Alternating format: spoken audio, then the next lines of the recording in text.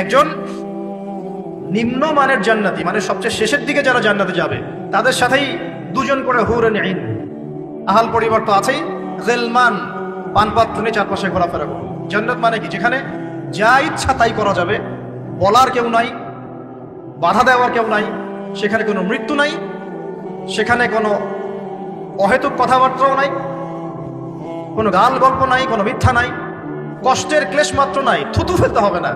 জান্নাত মানে থুতু ফেলতে হবে না। জান্নাত মানে হাঁচি হবে না, নাক ছাড়তে হবে না। জান্নাত মানে ইস্তেঞ্জা, পেশাব পায়খানা করার টেনশন নাই। মানুষ খাবার খাবে, একটা ঢেকুর তুলবে, বাস খাবার হজম হয়ে গেছে। আর জান্নাতের সবচেয়ে বড় বিষয়টা কি? আল্লাহ পাককে আমরা এই চোখ দিয়ে দেখতে পারবো ইনশাআল্লাহ। আর তার সমকক্ষ একটা বিষয় হচ্ছে, আল্লাহ পাক বলে দিবেন যে আমি তোমাদের সবার উপর সন্তুষ্ট হয়ে গেলাম, যাও কোনোদিন অসন্তুষ্ট হবে। এখন আপনি যত কিছুই করেন এই বস্তুবাদী জীবনে, মনে একটা ভয় থেকে যাবে। আপনি বিশ্ব নেতা হয়েছেন, বড় শিল্পপতি হয়েছেন, পলিটিশিয়ান হয়েছেন, ইকোনমিস্ট হয়েছেন, মনে একটা ভয় থেকে যাবে যে মরতে আমাকে হবে, আল্লাহ আমাকে ধরবেই, হিসেব আমাকে দেওয়া লাগবেই, কবরে আমাকে একাই যাওয়া লাগবেই, আমাকে কিয়ামতের মাঠে দাঁড়াতে হবে আল্লাহর সামনে। মনে একটা ভয় কাজ করে, যদিও বাইরে মানুষ দেখায় যে কোনো ভয় নাই। মানুষ বাইরে অভিনয় করে, মানুষ সমাজের মানুষের সাথে বাইরে একটা অভিনয় করে। কোনো কোনো ক্ষেত্রে আমরা নিজেরাই নিজেদের সাথে অভিনয় করি। কথা সাহিত্যিক হুমায়ুন আহমেদের নাম শুনেছিলেন? শুনেছেন? ইন্তেকাল করেছেন। একটা সময় ছিল আমরা স্কুলে পড়তাম, কলেজে পড়তাম, মাঝে মাঝে টুকটাক এ ধরনের কিতাব বইপত্র পড়া হয়েছে। হিমু, মিসির আলী এসব পড়া হয়েছে, শরৎচন্দ্র, বঙ্কিমচন্দ্র, রবীন্দ্রনাথ, নজরুলের কবিতাগুলো, ইভেন শেক্সপিয়ার, অ্যাডাম স্মিথ সহ, যিনি অর্থনীতির জনক। যাই হোক, তিনি তার বইয়ের মধ্যে লিখেছিলেন যে এই পুরো দুনিয়াটা হচ্ছে অভিনয়ের মঞ্চ। কথা সাহিত্যিক, তিনি বলছেন তার মতো করে এই পুরো দুনিয়াটাই অভিনয়ের মঞ্চ, আর আমরা সবাই নিজ নিজ জায়গায় অন্যের সাথে অভিনয় করছি। কোনো কোনো ক্ষেত্রে আমরা নিজেরা নিজেদের সাথে অভিনয় করছি। তিনি বলছিলেন আমরা সবাই অভিনেতা, আর সবচেয়ে বড় অভিনেতা হচ্ছে পলিটিশিয়ানরা, কারণ তাদেরকে অনেক বড় মঞ্চে অভিনয় করতে হয়। এটা আমার কথা না, হুমায়ুন আহমেদের কথা, পড়ে দেখেন তো। আল্লাহ পাক পাঠিয়েছেন তার ইবাদত করতে, আর এই বস্তুবাদী জগৎ আমাদেরকে ভুলিয়ে দিল কিভাবে? কয়েকটা প্রলোভন দিল। প্রথম প্রলোভন হচ্ছে টাকা, তারপরে জীবনে কি করব প্রতিষ্ঠিত হওয়ার চিন্তা, তারপরে চাই আরো চাই এই একটা আকীদা দর্শন, তারপরে আমার স্ত্রী সন্তান আহাল পরিবারের কি হবে, আর আরেকটা দর্শন আছে, এটাকে বলে চারবার দর্শন।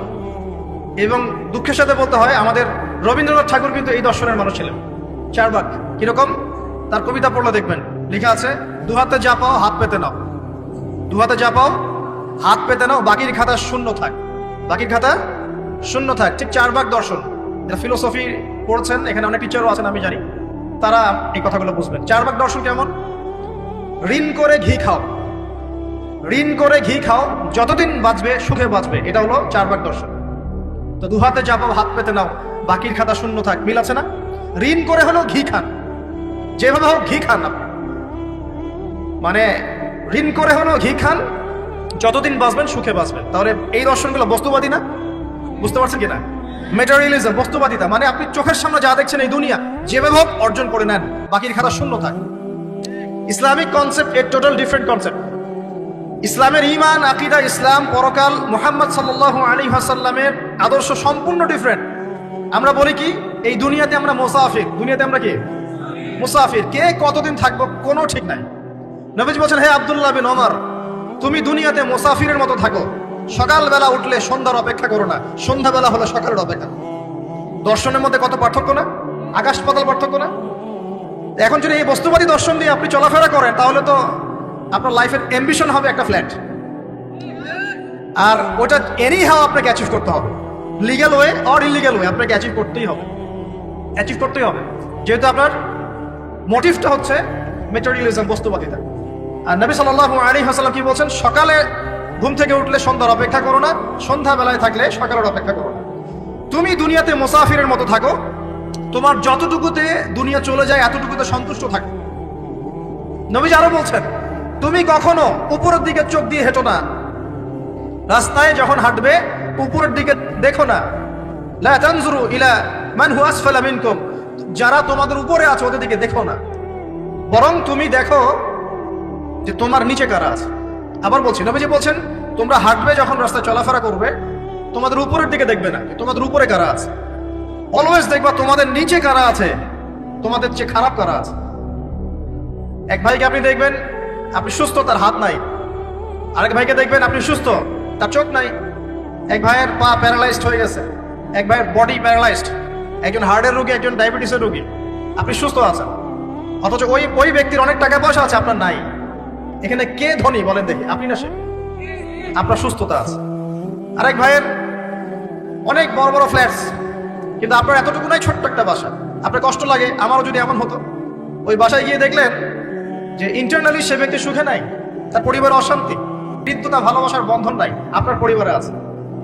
একটা রিক্সাওয়ালা সারাদিন রিক্সা চালিয়ে 500-1000 টাকা আর্ন করে বাসায় চলে গেল, গিয়ে বাসা আলু ভর্তা, ডিম ভাজা, ডাল দিয়ে ভাত খাচ্ছে, সুখে আছে, দিব্যি বউয়ের সাথে গল্প করছে, চাঁদ দেখছে।